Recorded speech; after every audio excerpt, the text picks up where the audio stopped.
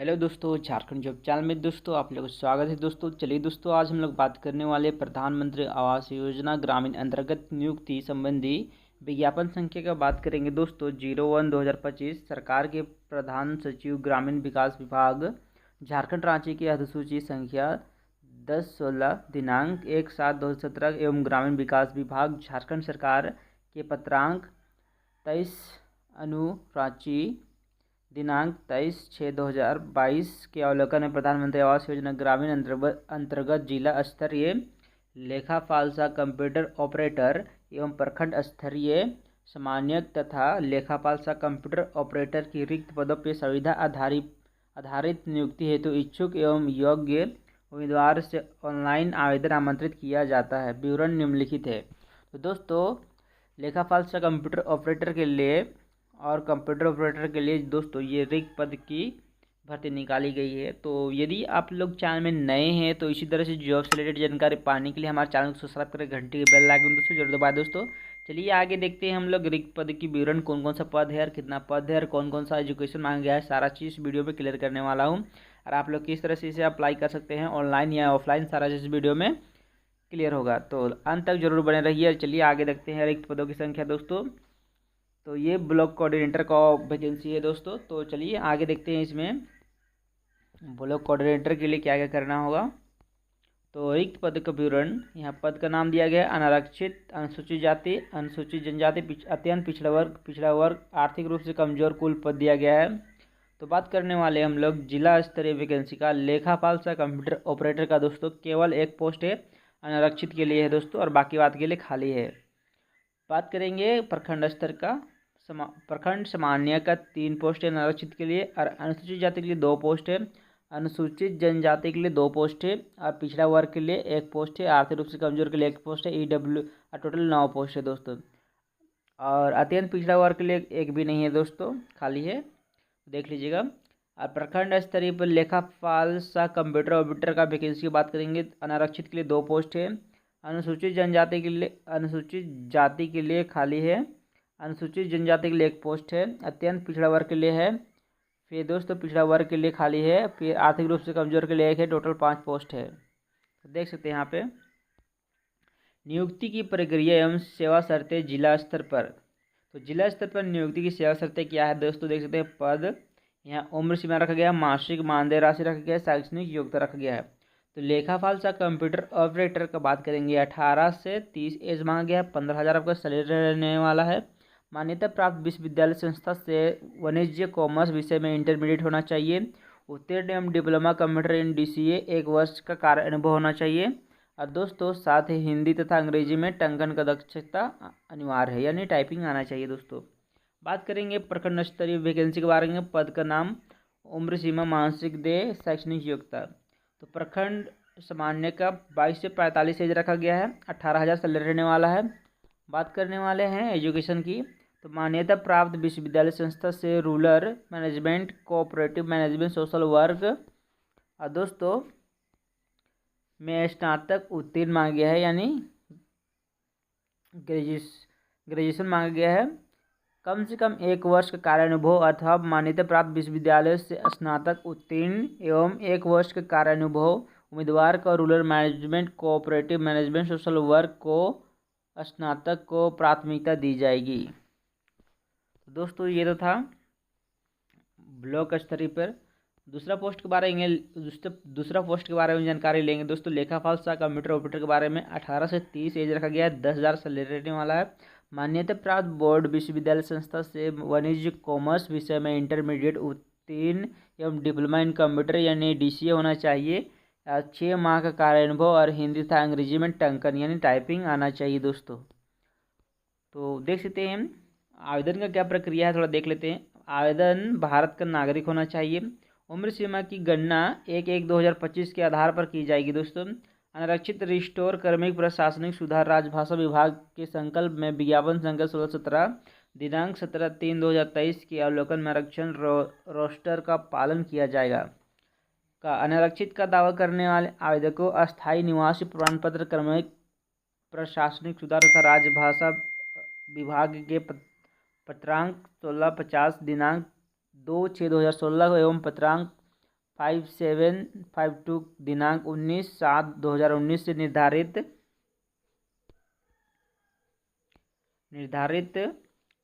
पात्रता में सक्षम पदाधिकारी द्वारा निर्गत स्थानीय निवास प्रमाण पत्र मान्य होगा। यानी निवास प्रमाण पत्र की मांग की गई है दोस्तों। और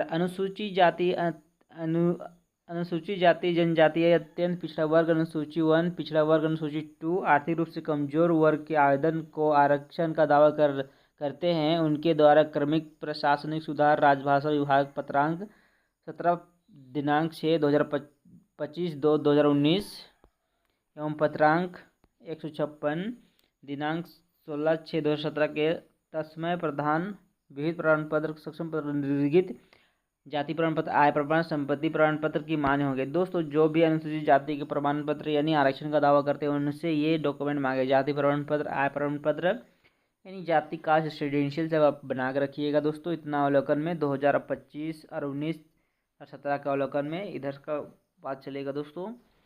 तो निःशक्त श्रेणी में आवेदक महिला आवेदक आरक्षण का 33 आवेश के अनुसार निर्धारित किया जाएगा। तो दोस्तों नियुक्ति की प्रक्रिया देखते हैं। नियुक्ति शैक्षणिक योग्यता अनिवार्य एवं वांछनीय अनुभव एवं दक्षता परीक्षा के अंकों कुल प्राप्त अंक के आधार पर होगा। मेधा सूची तैयार किया जाएगा दोस्तों। सभी पद के लिए खुला विज्ञापन के माध्यम से ऑनलाइन आवेदन पत्र आमंत्रित किए जाते हैं। दोस्तों ये फॉर्म आप लोग ऑनलाइन भर सकते हैं और प्राप्त आवेदन पत्र की संख्या अत्यधिक होने से स्थिति प्रारंभिक मेधा सूची तैयार की जाएगी। यानी यदि ऑनलाइन के माध्यम से यदि अधिक कोई की संख्या भरी जाएगी तो ये ऑनलाइन मेधा सूची तैयार किया जाएगा और एवं पद के विरुद्ध न्यूनतम अभ्यर्थी की संख्या निर्धारित चयन समिति द्वारा किया जाएगा। और प्रारंभिक मेधा सूची अनिवार्य वांछित शैक्षणिक योग्यता के अनुभव जहां आवश्यक है प्राप्त अंक के आधार पर तैयार किया जाएगा। दोस्तों सभी श्रेणी के पद रिक्तियों के विरुद्ध आर्थिक रूप दक्षता जांच एवं आमंत्रित किया जाएगा। दक्षता में परीक्षा कंप्यूटर ज्ञान टेस्ट देना अनिवार्य होगा दोस्तों। यानी परीक्षा में के कंप्यूटर हेतु टेस्ट का ज्ञान देना अनिवार्य होगा। अंतिम मेधा सूची पदवार रिक्त को दोगुना नाम पैनल के रूप में रहेगा जो अधिकतम 1 वर्ष के लिए वैध रहेगा। उपरोक्त पद पर 1 साल के अंदर होने वाले रिक्त इसी पर भरे जाएंगे। 2 या 2 से अधिक अभ्यर्थी अंतिम मेधा सूची में टाई स्थिति की उम्र में वृद्धि को प्राथमिकता दी जाएगी। यदि उम्र बराबर हो तो स्थानीय की प्राथमिकता दी जाएगी तथा यदि सभी को स्थानीय समानता होने की दशा में लॉटरी के माध्यम से चयन किया जाएगा। दोस्तों इसमें जो चयन की प्रक्रिया बताई गई, यदि आप लोग का मार्क्स बराबर हो तो टाई होता है तो उन्हें लोकल को लिया जाएगा। यदि दोनों लोकल हैं तो आपको लॉटरी के माध्यम से चयन किया जाएगा। यदि आप लोग इस तरह से देख सकते हैं, इस तरह से आप लोग को सिलेक्शन किया जाएगा तो ज़रूर भरें। और दोस्तों मूल्यांकन रखा गया है। आवेदन का मूल्यांकन 100 अंक पर किया जाएगा जो निम्न खंड में विभाजित रहेगा। अनिवार्य शैक्षणिक योग्यता तो जो कि 50 से, वंचित अनुभव 20 से, दक्षता की जांच विषय का 10 से और कंप्यूटर ज्ञान का 20 से। कुल योग 100 अंक का है दोस्तों, यहाँ पे देख सकते हैं। और कंप्यूटर परीक्षा का उत्तीर्ण स्तर 40% है, यानी कि 10 से 4 अंक लाना अनिवार्य है। चयन की पात्रता कुल निर्धारित 100 अंक में से सामान्य श्रेणी उम्मीदवार को न्यूनतम अंक 50 लाना है। अनुसूचित जाति अनुसूचित जनजाति उम्मीदवार को 40 अंक तथा अत्यंत पिछड़ा वर्ग एवं उम्मीदवार का न्यूनतम 45 अंक लाना अनिवार्य होगा। इससे कम लाने पर नियुक्ति हेतु अयोग्य माने जाएंगे। यानी आपको 45 अंक लाना है दोस्तों, तो देख लीजिएगा। कंप्यूटर ज्ञान हेतु चयन समिति से कंप्यूटर टंकन की परीक्षा ली जाएगी। यानी दोस्तों कंप्यूटर का पोस्ट का अप्लाई करेंगे तो आपको टाइपिंग का परीक्षा लिया जाएगा। और जो सेवा शर्तें हैं थोड़ा देख लीजिएगा एक बार। प्रारंभिक चरण में संविदा के आधार पर ऐसी नियुक्ति 3 वर्ष के लिए की जाएगी। प्रत्येक वर्ष उनके कार्यों को इस समिति द्वारा मूल्यांकन किया जाएगा और मूल्यांकन में प्रगति संतोषजनक नहीं पाए जाने पर सेवा से हटाने का विचार किया जा सकेगा। नवीकरण नहीं होने की स्थिति में ऐसी नियुक्ति स्वतः समाप्त समझी जाएगी और नियुक्ति के लिए गठित की गई चयन समिति इस परियोजनात्मक नवीकरण के लिए समिति मानी जाएगी।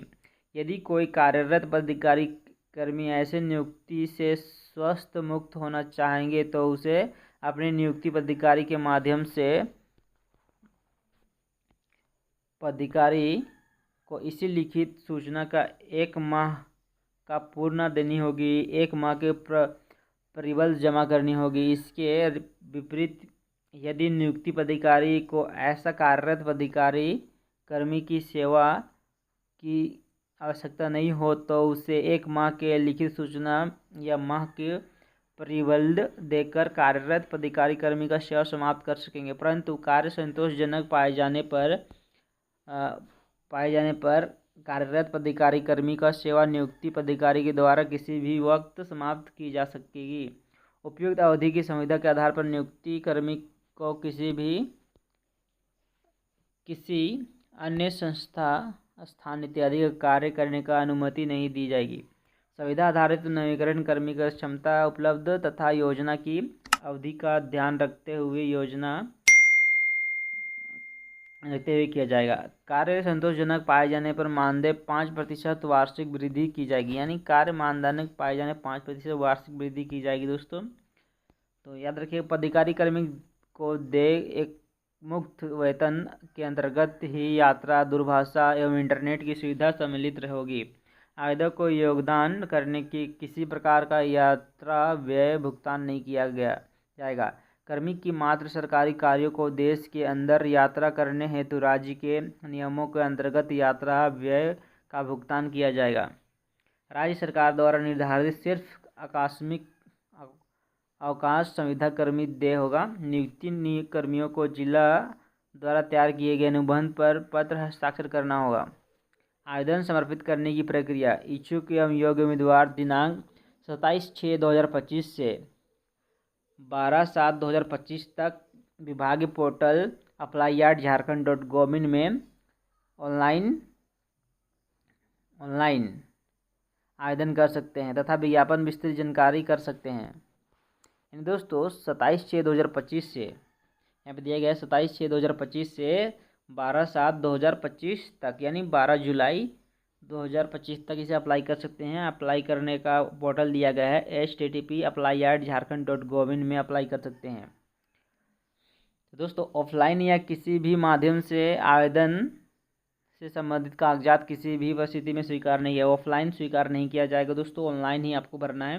आवेदन 1 से अधिक पदों पर आवेदन समर्पित कर सकते हैं। इसके लिए पदवार अलग अलग ऑनलाइन आवेदन समर्पित करना होगा। यानी 1 से अधिक पद पर आवेदन कर सकते हैं, इसके लिए अलग अलग फॉर्म भरना होगा दोस्तों। ऑनलाइन आवेदन में सभी प्रकार के शैक्षणिक प्रमाण पत्र अंक प्रमाण पत्र, अनुभव प्रमाण पत्र, जाति प्रमाण पत्र, निवास प्रमाण पत्र, जन्म तिथि हेतु मैट्रिक का अंक प्रमाण पत्र, छाया आय प्रमाण पत्र एवं अन्य प्रमाण पत्र दस्तावेज अपलोड करना आवश्यक है। दोस्तों ये सारा चीज़ डॉक्यूमेंट अपलोड करना आवश्यक मांगा गया है, तो देख लीजिएगा। विभागीय पोर्टल पर दिए गए फाइल साइज के अनुसार फोटो प्रमाण पत्र एवं अन्य दस्तावेज अपलोड करना होगा। फाइल साइज का कम से कम फोटो प्रमाण पत्र दस्तावेज अपलोड करने या स्पष्ट नहीं होने पर आपठनीय स्थिति प्रमाण पत्र एवं दस्तावेज का मान्य नहीं होगा तथा इस संबंधी में कोई दावा उत्पत्ति स्वीकार नहीं किया जाएगा।